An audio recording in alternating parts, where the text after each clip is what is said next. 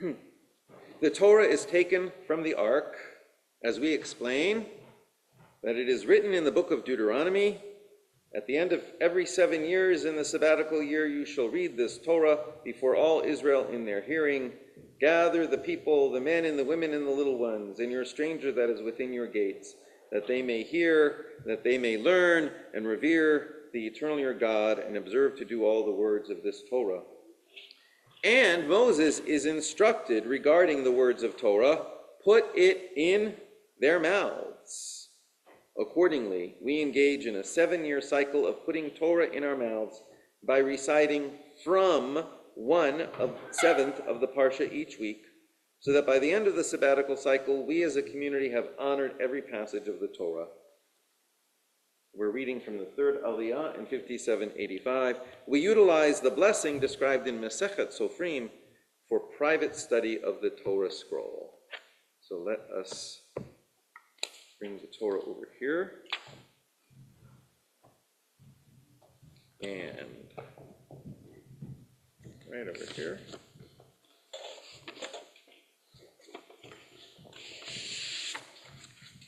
I thought you could. Okay, put this over. Whoa. Vayomer Adonai, verse 7, chapter 7, verse 1. Vayomer Adonai el Moshe re'eh netaticha Elohim lefaro v'Aaron achicha yeh neviecha ata tidaber et kol asher atzavecha v'Aaron achicha yedaber el paro v'shilach et bnei Yisrael me'artzoho v'ani akshe et lev paro v'hirbeiti et ototai v'et moftai be'eretz Mitzrayim lo yishma elechem paro v'natati et yadi b'Mitzrayim v'hotzeti et tzivot ha'hai et amihi b'nei Yisrael מארץ מצרים בשבטים גדולים וידעו מצרים כי אני אדוני בנתתי את ידי על מצרים והוצאתי את בני ישראל מתוכם.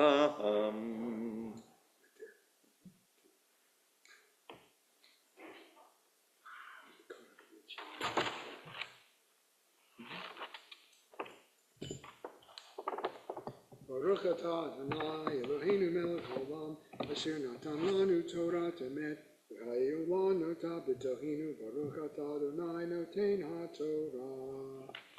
Amen.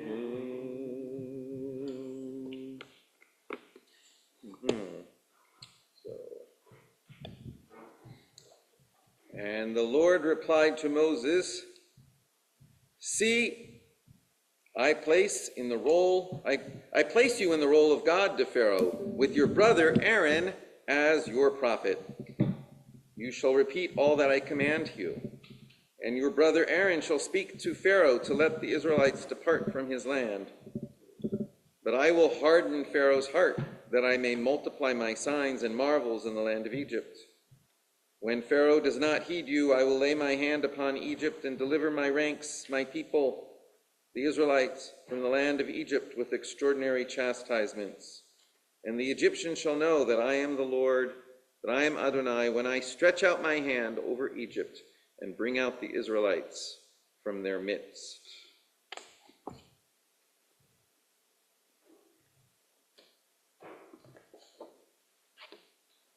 Moses and Aaron are to go to Pharaoh. Moses and Aaron are to appeal to Pharaoh, but Pharaoh will not listen. He will continue to do as he wants, but Moses and Aaron must continue to speak up. They are to take the long view. They are not speaking up in order to see immediate results. The purpose for speaking up at that moment is ultimately to see results later. Pharaoh is being told to let my people go, shlachet ami, not only so they will experience freedom, but so they may serve their true master. not Pharaoh, but the God of Israel. Shlach et ami v'yavduni. Let my people go, that they may serve me. But Pharaoh won't let the people go. Not then. Not until God has afflicted them enough to make him do it. But the words of Moses and Aaron are an extremely important part of the effort. God is doing the affliction, but Moses and Aaron are providing the explanation. Moses and Aaron are letting everyone know why the affliction is taking place. The people are suffering because Pharaoh won't let the people go. It is Moses and Aaron who are making that clear. Otherwise, Pharaoh would have been free to give to his people whatever explanation he chose to give. But with Moses and Aaron there, loudly proclaiming an explanation of what is going on, it becomes clear to all Egypt what the reason for their suffering is. As the last verse that we read says, "So the Egyptians shall know that I am Adonai when I stretch forth my hand from Egypt and bring out the children of Israel from among them." Imagine if Moses and Aaron had not been going up to Pharaoh again and again, demanding that Pharaoh do the right thing. Even as God was afflicting all these plagues, no one would have understood why these were happening and what they meant. Only with the active advocacy of Moses and Aaron does the plan work, and do all the people, the Egyptians and the Israelites, learn the important lesson.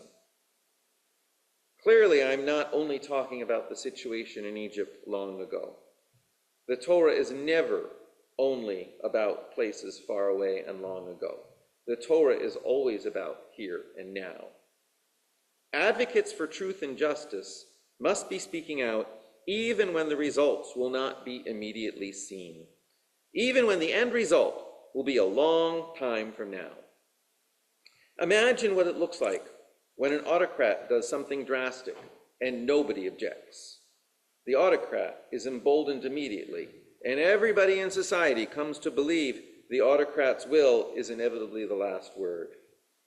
Only when objection is visible, audible, and constant does change come about.